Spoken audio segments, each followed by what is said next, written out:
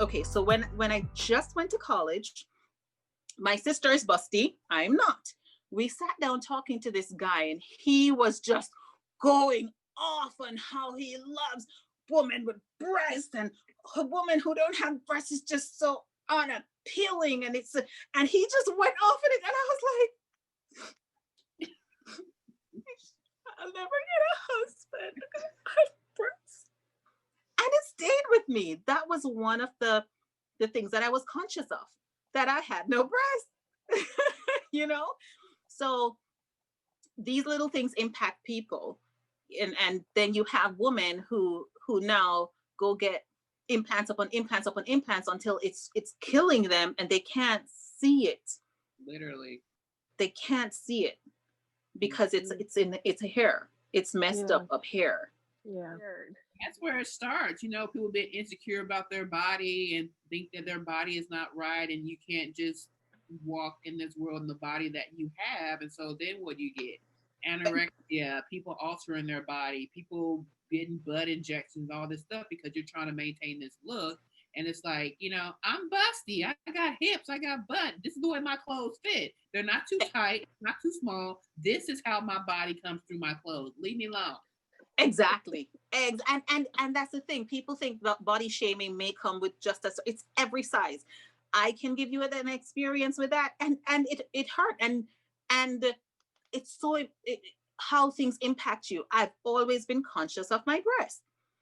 I feel like they're too small.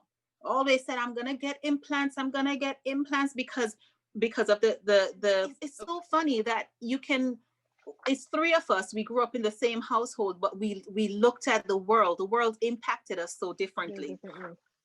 So we're told to dress modestly, and when we see the video vixens, you know, when they're dressed up in their, you're like, boy, that's just, you know, too much butt and too much breast and too much this and too much that. And you see the Europeans doing the same thing, walking around naked, and nobody says anything about that. But when a Black woman does it, it's too something.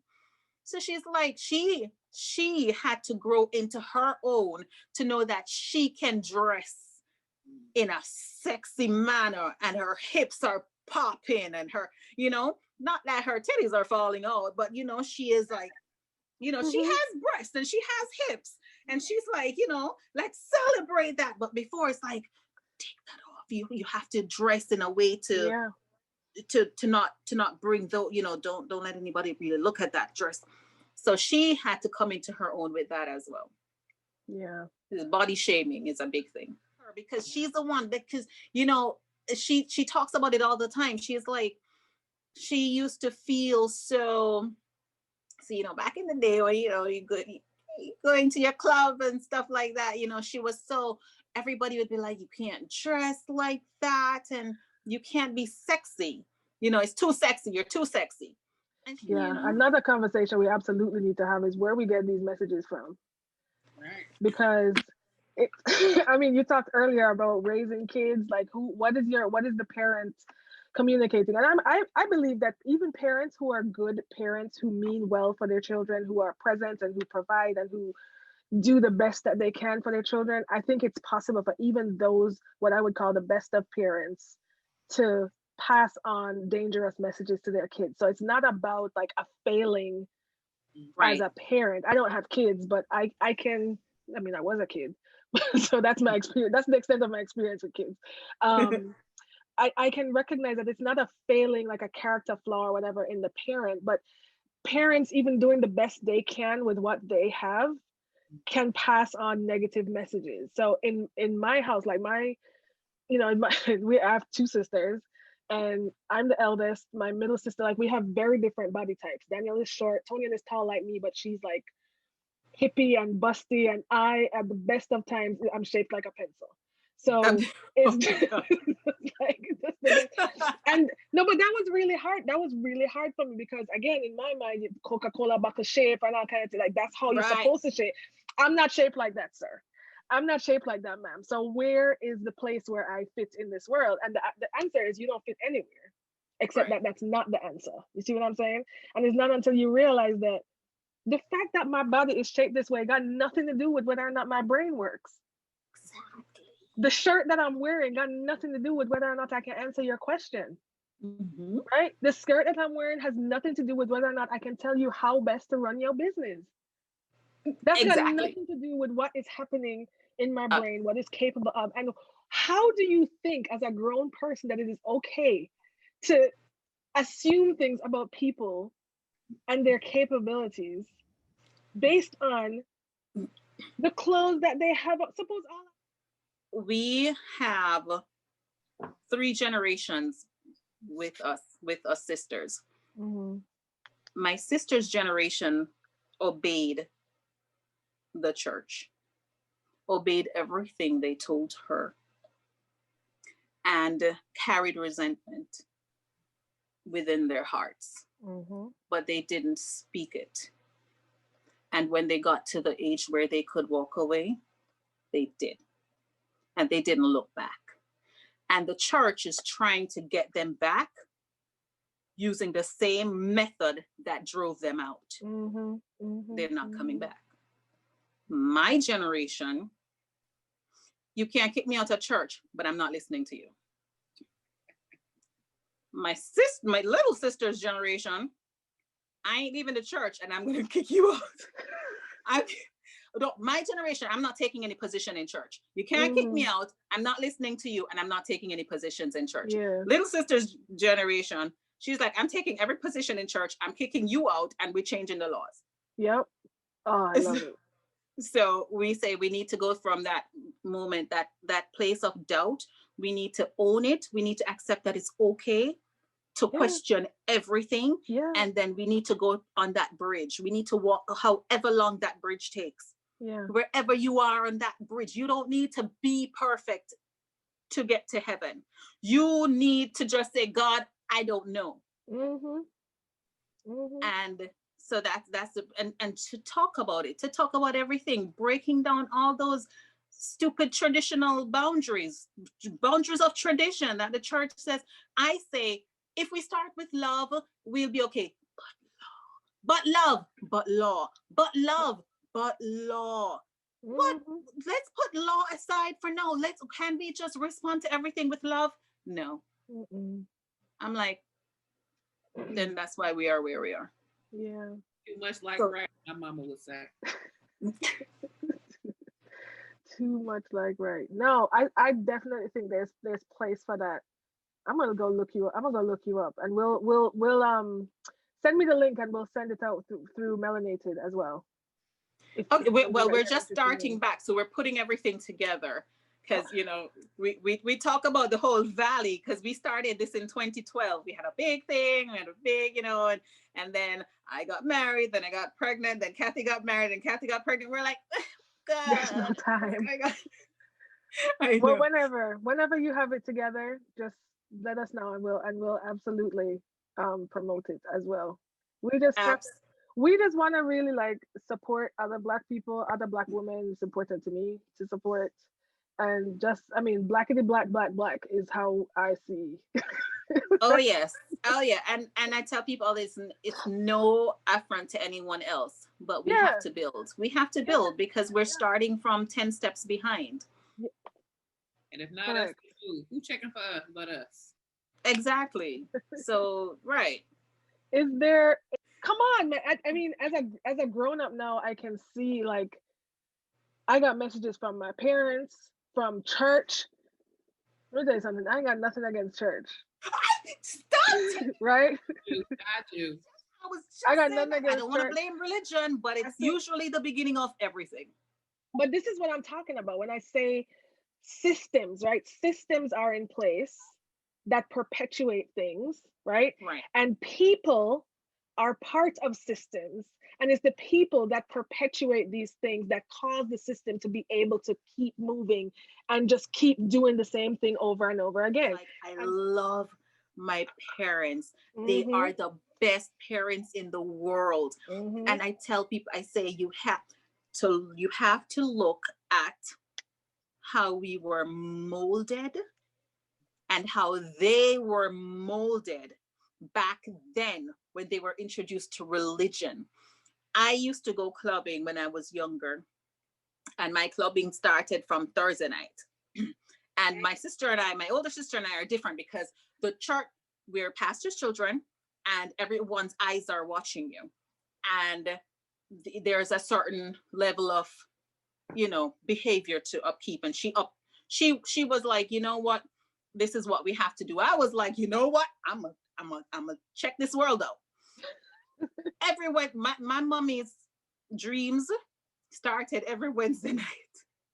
Every Wednesday night, the dream started. Carla, the angels can't follow you into those places. If anything happened to you, the angels aren't there. And so I was like, God is waiting for me to mess up to kill me. That's it. God is gonna come when I'm at the club. Yeah. He ain't gonna come Yeah. no other time. He's gonna be like, Carla's at the club. Carla's at the club. It's time Let's for go. hell. Get girl. I swear, I was like, I'm gonna die at the most inopportune moment. I'm gonna die when it's ideal for me to go to hell. Honestly, I'm so glad you said that, because that has been exactly my experience, and I've never heard anybody else say it. I honestly used to think God is. I remember one time I was in college, and we had a friend who lived. The guy I was dating at the time. He had a friend who was living down the street from school, and we would go over there and watch movies and so on. Okay. So one Friday night, like, we go and watch whatever movie it was, and so the guy came to pick us up, and we got in his car and we're driving down to his house, and it's maybe 2 miles away. Oh, that's when you're gonna crash. And I just said, the whole time, I'm like, I shouldn't be here. This is what God going to come tonight. God going to come tonight. Tonight is when he's coming. And my parents are not going to be. Huh? The way you said, Daphne? He gonna come and find you in a car with this man. He gonna come and find me wanted, sis. It's gonna be over. And then, Carla, here's what happened. We're at this intersection. It's 2 lanes of traffic. One lane turns left and the other lane goes straight. He is accidentally in the left turn lane, so he needs to get over to the right turn lane so he can go straight. Here come a car, come right down and hit us right in the side of the car. You like the Lord God spoke to us. Like, oh God, I shouldn't even have a boyfriend, much less be going somewhere with him on a Friday night to go watch movies. It's like a whole, it's the Sabbath. This is what my mother tried to tell me. This is how I'm going. I mean, anxiety, it will kill you. Child, and nobody can tell you that God isn't punishing you for being for disrespecting his Sabbath. There I go. When we were getting married, he traveled to Jamaica. He traveled down on Saturday, and he got held up in customs because he had my wedding dress. His mother and my mother separately. It's because you traveled on the Lord's Sabbath. Why this happened to you? He was punishing you. I'm so sure that God has better things to do. That just waits on you to mess up to punish you. I am so sure. But I have to look back at how they were brought up. They were brought up with that fear. You fear God, not it, and not the right meaning of fear. The be afraid, be very afraid, and that it's built into them. It's built into their very structure, and I have to respect that about her. But I have to say the God that I'm trying to get to know can't be that. He can't be that, because then I have a problem, because then I don't want to go to heaven. I just want to go to heaven because I don't want to go to hell. Yeah. And that can't be my reason. Yeah. Mercy. And so that began my Christian journey. Yeah. You know, and which is an individual journey, sis. It's gotta be you and Jesus on the little road to Damascus or wherever. Yes, it's a yourself. I feel like that's the point of the line to bring these things out. It's like there is another way. Like, you don't have to be stuck in this mindset, right? And it's like it's not proper. It's not like your fear mongering doesn't work here. But it worked so long that now we have to dig ourselves out of it. We have to my husband and I talked about it all the time. We're like, whenever we're going through anything, we went through something with the house, and part of the time we looked at each other, we were like, it's because we didn't go to church. Every time. God is punishing us. We're like, we promise God, if you take us through, we'll go to church. We'll start taking the children to church every Sunday. Is there anything like a wrap up kind of something, like a thought or like a feeling or anything that you have on your mind right now that you would want to share as kind of like a closing thing? I always want to encourage people, even if it's not your time to speak,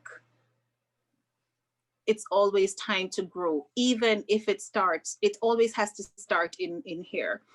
And it's okay to question everything. It's okay to fall to pieces.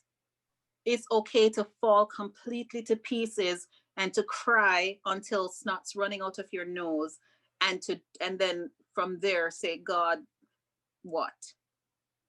And it's okay to not have the answer immediately. Yeah. It will come, but it's okay. It's okay. Yeah.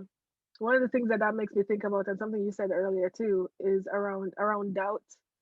There cannot be faith if there is not doubt. So the fact that you have doubt is not a problem, because if there was not doubt, there would not be faith, because faith is evidence of things not seen, right? Not seen, right.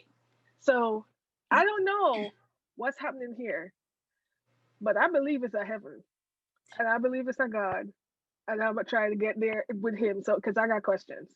Exactly. Exactly.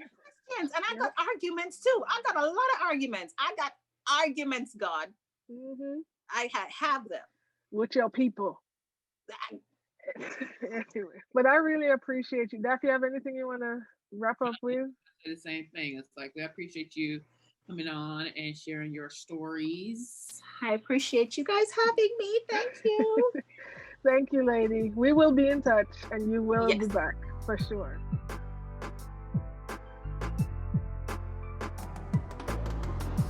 Hold me when I'm falling. Niggas want it on me. Want it, tell it on me. Stood up, now I'm stalling.